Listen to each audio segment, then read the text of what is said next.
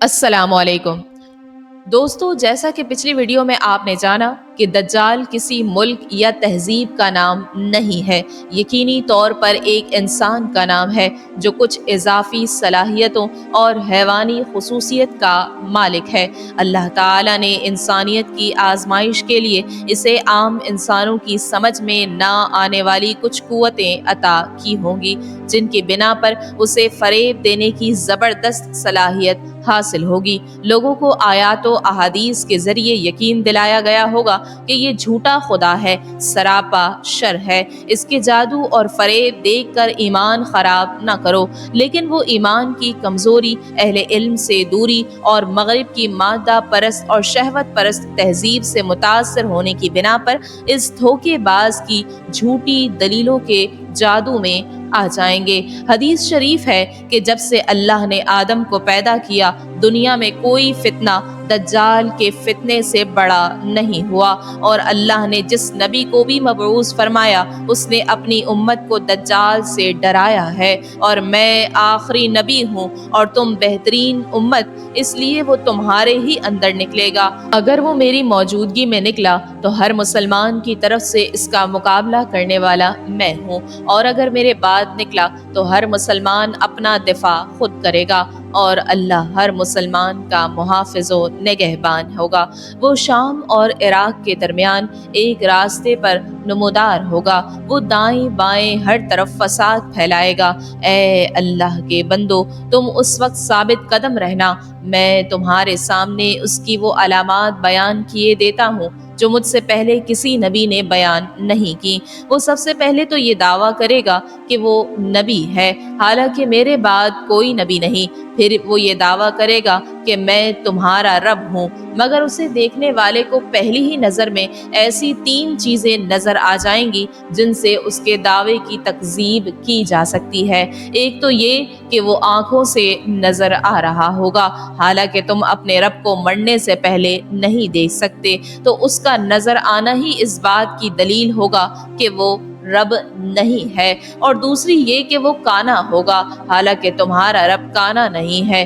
تیسری یہ کہ اس کی دونوں آنکھوں کے درمیان کافر لکھا ہوگا، جو ہر مومن پڑھ لے گا، خواہ وہ پڑھنا جانتا ہو یا نہ جانتا ہو۔ یہ تو سیدھی سادی بات ہوئی کہ دجال جناتی قوتوں کا حامل ایک نیم انسانی نیم جناتی قسم کی آزمائشی مخلوق ہے۔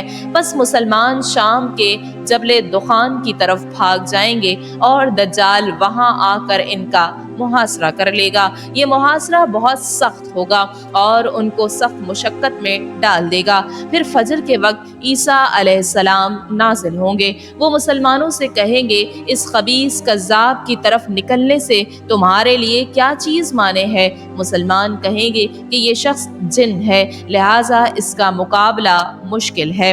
شارحین حدیث کا فرمانا ہے کہ دجال کی چالاکی و مکاری اور قوتوں کو دیکھ کر شاید بعض مسلمانوں کو اس کے جن ہونے کا گمان ہو، یا ممکن ہے کہ مسلمان یہ بات بطور تشبیہ کے کہیں کہ اس کی حرکتیں اور تکلیفیں جنات کی طرح ہیں۔ اگر بالفرض دور حاضر میں یہودی سائنسدانوں کی ہوش ربا ایجادات اور عقل کو حیران کر دینے والے تجربوں کے تناظر میں دجالی شخصیت کو دیکھنا چاہیں تو دجال کی تصویر کچھ یوں دکھائی دیتی ہے: ایک ایسا آدمی جو مختلف شعبوں میں عقل کو حیران کر دینے والی مہارت کا حامل ہو، جو سپرمین قسم کا آدمی ہو، جو بیک وقت انجینئر، ڈاکٹر، سائنسدان، سیاستدان، شاعر، مقرر، سب کچھ ہے، جس کے لیے ناممکن کوئی چیز نہیں، ہر چیز کو وہ اپنی دسترس میں لے سکتا ہے۔ اگر جدیدیت سے متاثر کوئی شخص پوچھے کہ آخر یہ کیسے ممکن ہوگا، تو اس کا جواب یہ ہے کہ آج کل یہ پوری طرح ممکن ہو چکا ہے کہ ایک انسانی دماغ کی پوری میموری کمپیوٹر میں فیڈ کر دی جائے۔ آکسفورڈ کی پروفیسر ڈاکٹر سوسن گرین فیلڈ نے آج سے 10 سال پہلے سائنسدانوں کے ایک اجتماع سے خطاب کرتے ہوئے کہا تھا کہ اب ہم اس قابل ہیں کہ ایک انسان کی پوری یادداشت یعنی میموری کو کمپیوٹر پر ڈاؤن لوڈ کر لیں، جو تقریباً 100 سیلز پر مشتمل ہوتی ہے اور جن میں 100 بلین خلیے गुफ्तगू करने के लिए इस्तेमाल होते हैं। ज़रा सोचिए, आज 10 साल बाद वो इस मंसूबे में कहाँ तक पहुँच गए होंगे। एक ताकतवर मुमकिना हकीकत जिसका इंकशाफ डॉक्टर सूसन ने नहीं किया, ये है कि अमल माकूस ज़्यादा आसान है। अब ये अमल माकूस क्या है?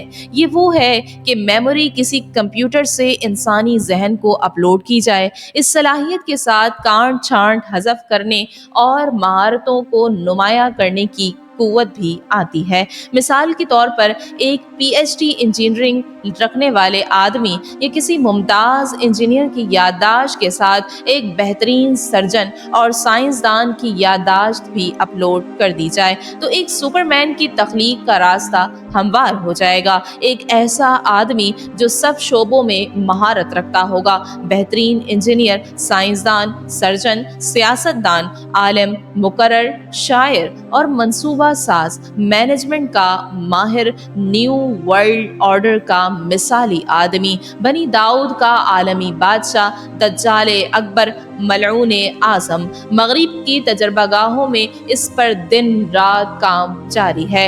आप ज़रा इमेजिन करें कि इंसान की शख्सियत उसकी याददाश्त ही तो होती है। अगर ये याददाश्त किसी से चुरा ली जाए तो वो नहीं रहेगा जो वो था। इसी तरह अगर एक फ़र्द की याददाश्त दूसरे फ़र्द को मुंतकिल कर दी जाए तो वो शख्स बन जाएगा जिसकी याददाश्त चुरा ली गई थी। इस तरीके से मेमोरी को जिंदा रखकर इंसान को जामे हर ज़ाहिरी खूबी का हामिल और माने बज़ाहिर हर ऐब से पाक और दायमी बनाया जा सकता है। दज्जाल वक्ती तौर पर गैर फ़ानी लगेगा, लेकिन इस सब कुछ के बावजूद वो अल्लाह की नज़र में इतना हकीर, पस्त और जलील होगा कि अल्लाह को, इस ज़माने के अहले ईमान मुकर्रबीन को इसकी कुछ परवाह न होगी। जैसा कि यहूदी साइंसदानों को फ़र्ज़ी सुपरमैन बनाने के लिए वसाइल मुहैया होने की अल्लाह रब्बुल आलमीन को कोई परवाह नहीं, साइंस के मैदान में उनकी सारी तिरत फिरत के बावजूद इन पर ज़िल्लत और ख्वारी के मेहरान को रास्ता नहीं दे रही है।